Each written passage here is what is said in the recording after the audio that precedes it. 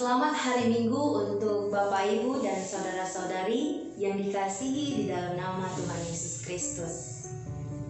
Saya berharap Bapak Ibu dan saudara-saudari dalam keadaan sehat, dalam keadaan yang tetap diberkati oleh Tuhan. Pada hari ini, hari Minggu yang cerah ini, nats renungan bagi kita semua tertulis di dalam Injil Matius pasal yang ke-14 ayat 13 sampai yang ke-21. Injil Matius pasal yang ke-14 ayat 13 sampai yang ke-21. Saya membacakannya untuk Bapak Ibu dan saudara-saudari. Boleh mengikutinya di dalam hati. Setelah Yesus mendengar berita itu, menyingkirlah ia dari situ dan hendak mengasingkan diri dengan perahu ke tempat yang sunyi. Tetapi orang banyak mendengarnya dan mengikuti dia dengan mengambil jalan darat dari kota-kota mereka. Ketika Yesus mendarat, ia melihat orang banyak yang besar jumlahnya. Maka tergeraklah hatinya oleh belas kasihan kepada mereka, dan ia menyembuhkan mereka yang sakit. Menjelang malam, murid-muridnya datang kepadanya dan berkata, "Tempat ini sunyi dan hari sudah mulai malam. Suruhlah orang banyak itu pergi supaya mereka dapat membeli makanan di desa-desa."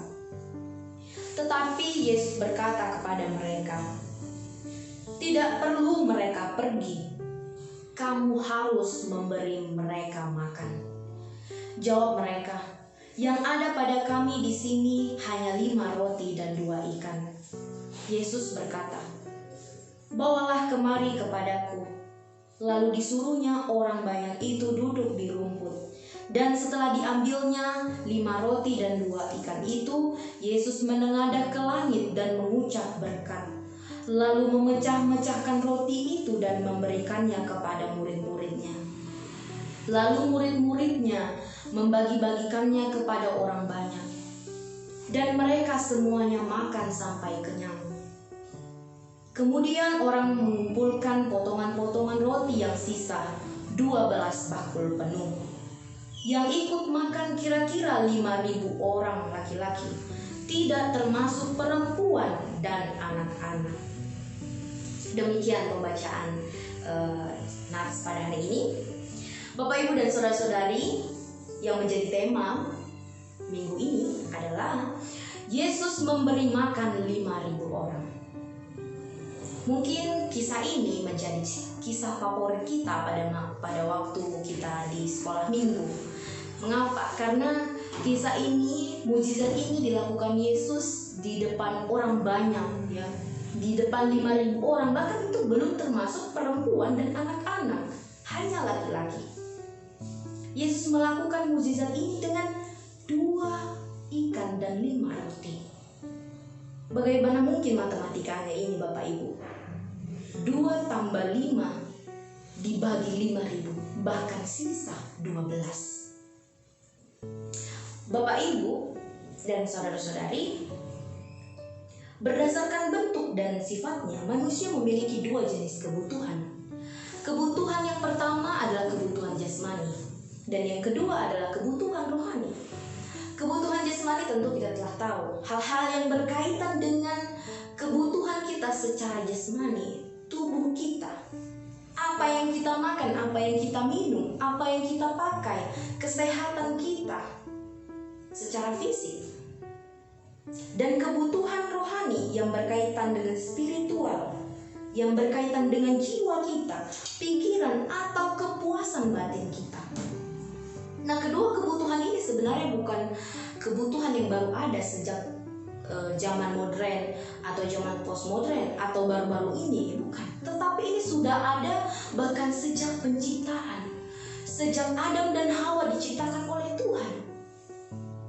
Kita tahu bagaimana mereka menikmati buah yang ada di Taman Eden, bagaimana mereka mencari Tuhan sebagai kebutuhan spiritual mereka.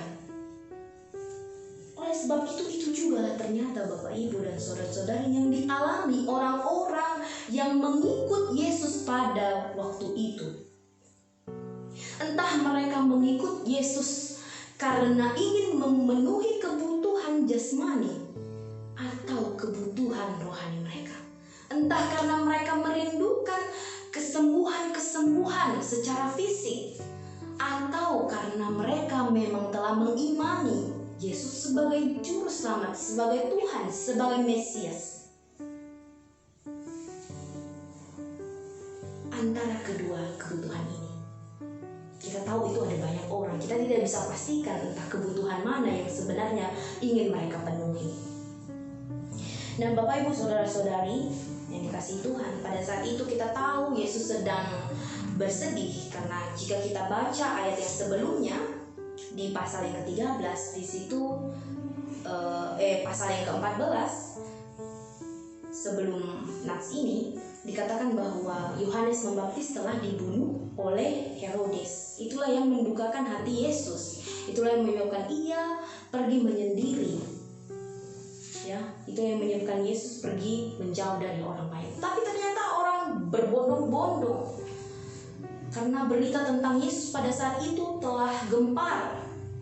Kesembuhan-kesembuhan yang dilakukan Yesus telah menjadi trending topic. Jika dikaitkan pada masa kini, telah menjadi trending topic. Bapak, Ibu, dan saudara-saudari, pada hari ini saya ingin menyampaikan 2 poin penting yang harus kita lakukan dalam kehidupan kita sehari-hari.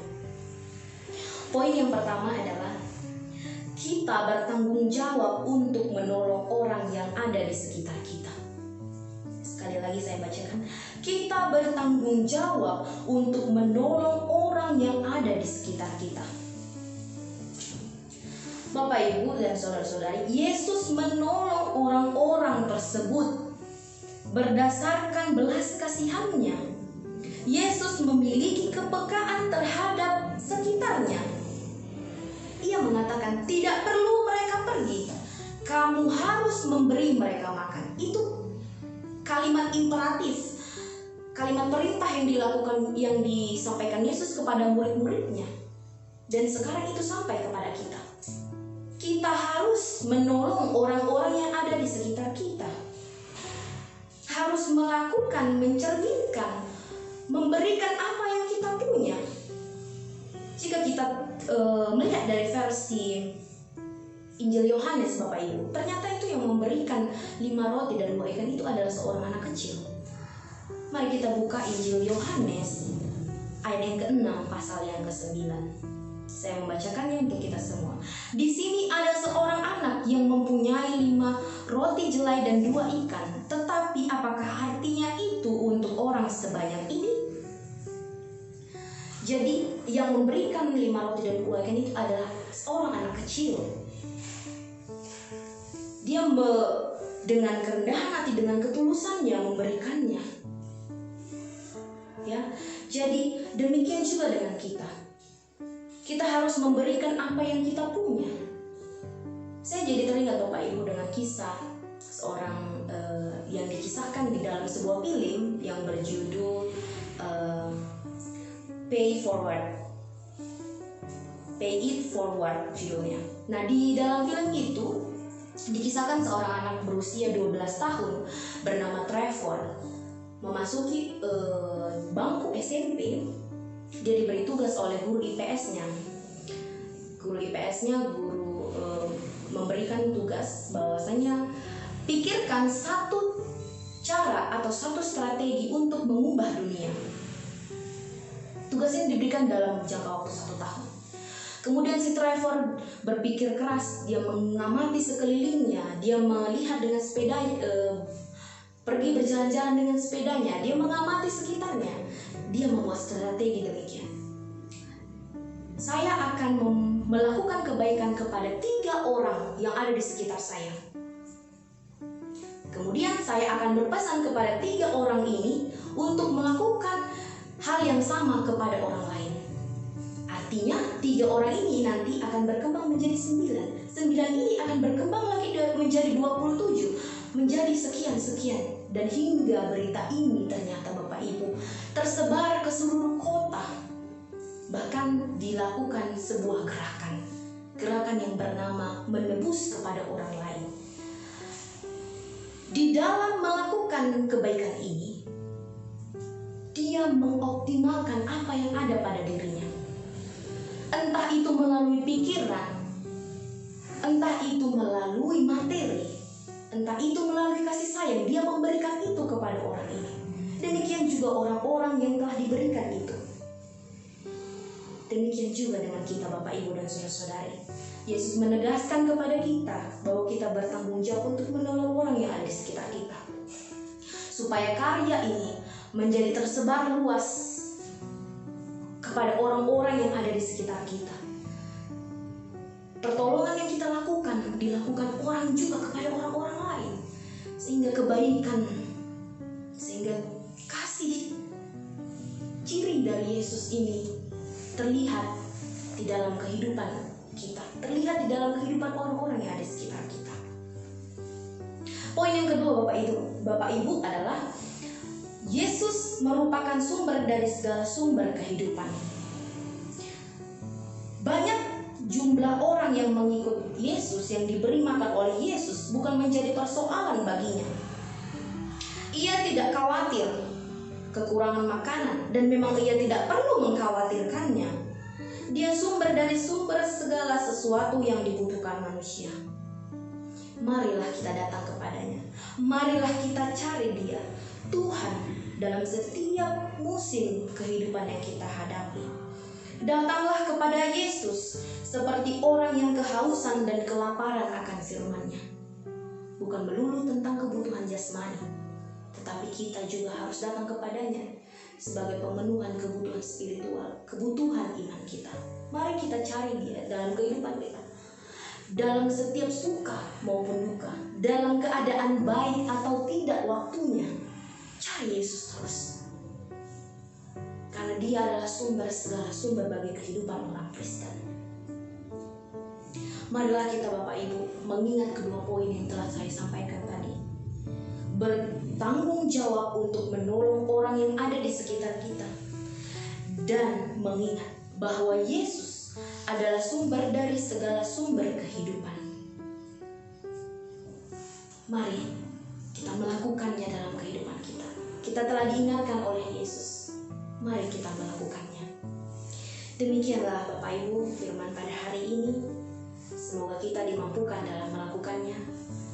Tuhan Yesus memberkati kita semuanya. Selamat hari Minggu.